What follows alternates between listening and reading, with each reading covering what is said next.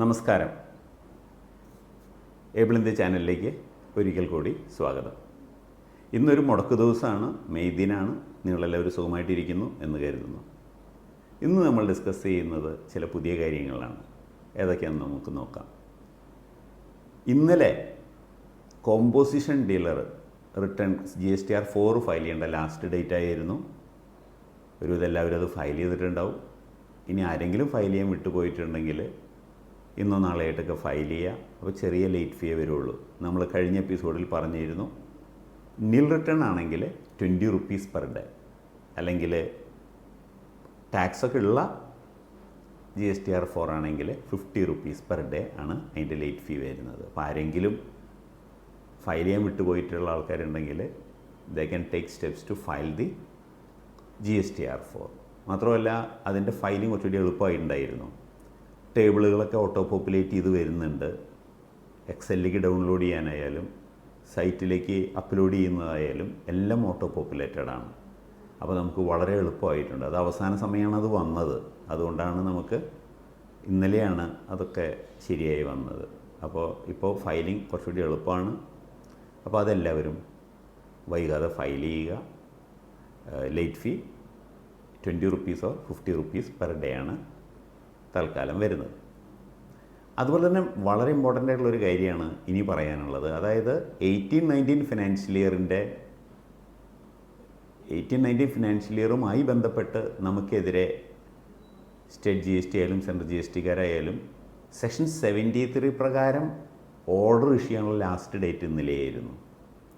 അപ്പോൾ നിങ്ങൾ website GST portal verify ചെയ്യുക. അവിടെ എന്തെങ്കിലും ഓർഡറുകളൊക്കെ വന്നിട്ടുണ്ടോ 18-19 ഫിനാൻഷ്യൽ ഇയറിൻ്റെ നോക്കുക. വന്നിട്ടില്ലെങ്കിൽ നിങ്ങൾക്ക് പ്രശ്നമില്ല. ഇനി അതിന് ശേഷം വരില്ല. കാരണം 73 പ്രകാരം ഓർഡർ അടിക്കാനുള്ള ലാസ്റ്റ് ഡേറ്റ് ഇന്നലെയായിരുന്നു 18-19 ഫിനാൻഷ്യൽ ഇയറിന് വേണ്ടി.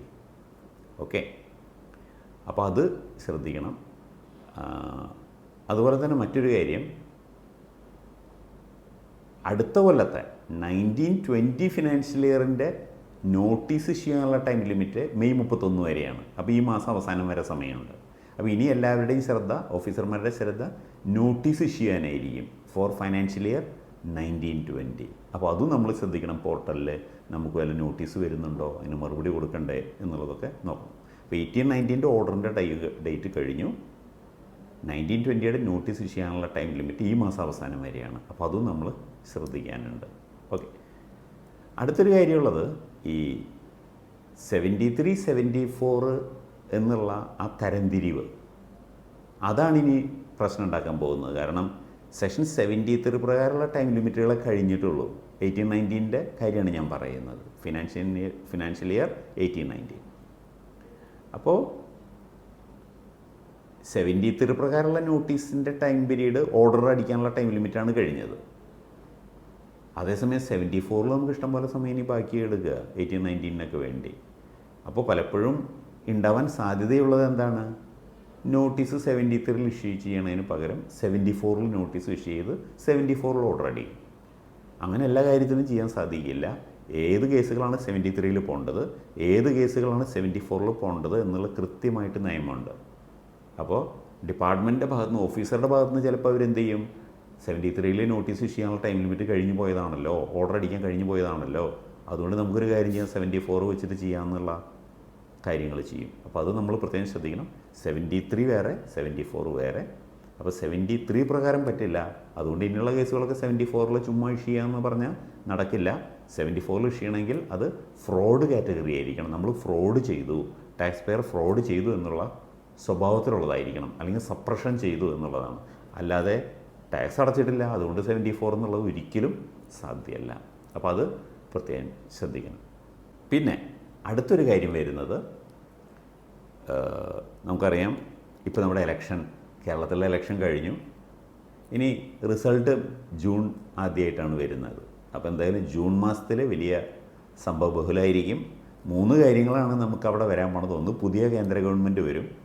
സോ അതിനനുസരിച്ചുള്ള പോളിസികളും കാര്യങ്ങളൊക്കെ വരും. അതുപോലെ തന്നെ രണ്ടാമത് വരുന്നത് ബജറ്റാണ്, കേന്ദ്ര budget for the full year. ഇപ്പോൾ മുമ്പ് വന്നത് ഫെബ്രുവരി 2024 വന്നത് ഒരു ഇൻ്ററിം ബജറ്റായിരുന്നു. അപ്പോൾ ഇനി നമുക്കൊരു full budget for financial year 24-25 അതാണ് വരാൻ പോണത്. അപ്പോൾ അത് നമുക്ക് പലതും പഠിക്കാനുണ്ട്, മനസ്സിലാക്കാനുണ്ട്. അടുത്ത കാര്യം വരുന്നത് GST കൗൺസിൽ മീറ്റിംഗ് ആണ്. കുറേ നാളായിട്ട് നമുക്കറിയാം GST കൗൺസിൽ മീറ്റിംഗ് മുടങ്ങിക്കെടുക്കുകയാണ് ഇലക്ഷനൊക്കെ ആയിട്ട്. എന്തായാലും അടുത്ത ജൂൺ അവസാനത്തോടുകൂടെ മിക്കവാറും അടുത്ത GST കൗൺസിൽ മീറ്റിംഗ് 53ാമത്തെ GST കൗൺസിൽ മീറ്റിംഗ് ഉണ്ടാവും. അപ്പോൾ അതിലും ഒരുപാട് കാര്യങ്ങൾ വരും എന്നുള്ളതാണ് നമ്മൾ മനസ്സിലാക്കുന്നത്. പ്രത്യേകിച്ചും സെക്ഷൻ 16(4) ബന്ധപ്പെട്ടത്, അതുപോലെ തന്നെ 16(2)C സപ്ലയർ ടാക്സ് അടച്ചില്ലെങ്കിൽ റെസിപ്പിയന്റിന് ക്രെഡിറ്റ് കിട്ടുന്ന കാര്യം, ഇതുമായൊക്കെ ബന്ധപ്പെട്ടൊക്കെ കാര്യമായിട്ടുള്ള തീരുമാനങ്ങൾ GST കൗൺസിൽ ഉണ്ടാകും എന്നാണ് മനസ്സിലാവുന്നത്. അതുപോലെ തന്നെ മറ്റൊരു കാര്യം, ഇപ്പോൾ നമുക്ക് 2 ദിവസം കഴിഞ്ഞാൽ GST പോർട്ടലിൻ്റെ ലുക്ക് തന്നെ അവർ മാറ്റാൻ പോവുകയാണ്. ഒരുപാട് ഫീച്ചേഴ്സ് സൈറ്റിൽ കൊണ്ടുവരാൻ പോവുകയാണ്. പോർട്ടലിൽ നിങ്ങൾക്ക് നോക്കിയാൽ കാണാം, ഒരുപാട് ഫീച്ചേഴ്സ് അവർ കൊണ്ടുവരികയാണ്. അതിൻ്റെ കെട്ടും മട്ടുമൊക്കെ അവർ മാറ്റാൻ നോക്കുകയാണ്. അപ്പോൾ എന്തായാലും പുതിയ മാറ്റങ്ങൾ വീണ്ടും വരികയാണ്. അപ്പോൾ ഇൻകം ടാക്സുമായി ബന്ധപ്പെട്ട ഒരുപാട് കാര്യങ്ങളുണ്ട്. ഞാൻ വീഡിയോ നീണ്ടുപോകണ്ടെന്ന് വെച്ചിട്ട് അതിലേക്ക് കടക്കുന്നില്ല. അത് അടുത്ത എപ്പിസോഡിൽ ഞാൻ നിങ്ങളുമായിട്ട് ഡിസ്കസ് ചെയ്യുന്നതാണ്. അപ്പോൾ നന്ദി, നമസ്കാരം.